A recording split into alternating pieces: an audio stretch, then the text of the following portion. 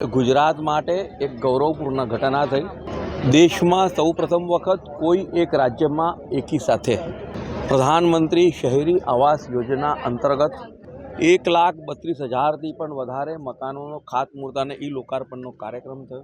અને બીજી મહત્ત્વની ઘટના કે આ કાર્યક્રમ જ્યારે વડાપ્રધાન શ્રી નરેન્દ્રભાઈ મોદીજી પાલનપુર ખાતેના કાર્યક્રમમાં માનનીય મુખ્યમંત્રી શ્રી, માનનીય પ્રદેશ પ્રમુખશ્રીની સાથે તમામ ધારાસભ્યશ્રી ઉપસ્થિત હતા અને એ જ કાર્યક્રમનું લાઈવ પ્રસારણ 182 વિધાનસભા સીટ પરથી થયું। પહેલી વાર એવું થયું છે કે આવા કોઈ કાર્યક્રમમાં, લોકાર્પણના કાર્યક્રમમાં કોઈ રાજ્યમાંથી 11 લાખ કરતાં પણ વધારે નાગરિકો અને લાભાર્થીઓ જોડાયા હશે।